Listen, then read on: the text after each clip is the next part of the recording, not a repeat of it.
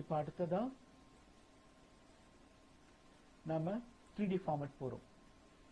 இப்போ இந்த 3D ஃபார்மேட்டுக்கும் ஒவ்வொன்று போகும்போதும் அது எப்படி வேணும் அது கேட்குது. இப்போ பார்த்தீங்கன்னா 3D ஃபார்மேட் கிளிக் பண்ணீங்கன்னா உங்களுக்கு எந்த ஃபார்மேட்டில் வேணும், ஸோ அதோட வித் எவ்வளோ வேணும் மாறும், ஸோ ஹைட் எவ்வளோ வேணும் மாறும்.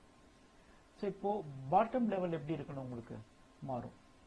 நம்ம என்ன நினைக்கிறோமோ அதை இதில் இருக்கிற மாடலை வச்சு ஈஸியாக கொண்டு வர முடியும். நம்ம தனியாக ஒரு மாடலை கொண்டு வரணும்னா முடியாது. இதில் இருக்கிற மாடல்ஸில் வச்சு அதோடைய ஹைட்டை நீங்கள் இன்க்ரீஸ் பண்ணலாம், அதை டிக்ரீஸ் பண்ணலாம், அதெல்லாம் மாற்றி நீங்கள் பண்ண முடியும்.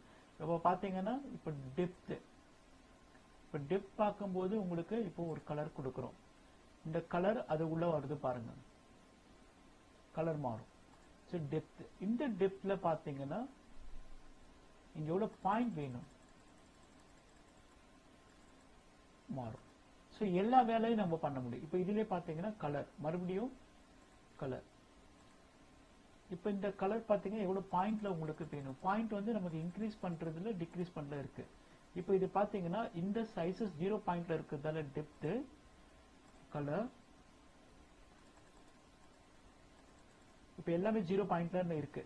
ஸோ 0 பாயிண்ட்ல இருக்கிறதால இது வரல. இப்போ 0 பாயிண்ட்னா முதல்ல செலெக்ஷன் பண்ணிட்டு நீங்க பாயிண்ட்டை இங்கேருந்து மாற்றி அதை கொண்டு வரணும். இப்போ எக்ஸாம்பிள் நம்ம ஸ்ட்ரெயிட்டாகவே கூட கொண்டு வரலாம். இப்போ நான் வந்து ஒரு 15 பாயிண்ட், இந்த வீடியோ ரெக்கார்ட் ஆகுறதால எனக்கு இந்த பாயிண்ட் வந்து மூவ் ஆக மாட்டுது. பட் பாயிண்ட்டை நம்ம கொண்டு வர முடியும். வீடியோ ரெக்கார்டிங்கை நான் சைமல்டேனியஸாக பண்ணுறதால ஓகேங்களா. ஸோ அடுத்ததாக பார்த்தீங்கன்னா ரீசெட். ஸோ பழையபடி நம்ம இதை மாற்றத்துக்கான வாய்ப்பு பண்ண முடியும், ரீசெட் பண்ணிடலாம். ஸோ அடுத்ததாக பார்த்தோம்னா மேலே வந்து நம்ம இன்னும் போகிறோம்.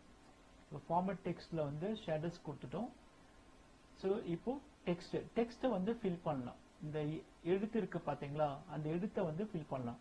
கலர் என்ன வந்து மாறணும், உங்களுக்கு என்ன மாதிரி கலர் வேணும், இது டிரான்ஸ்பரன்சி எப்படி வேணும், டெக்ஸ்டோட அவுட்லைன் எப்படி இருக்கணும். இப்போ சாலிட் லைன்ஸு,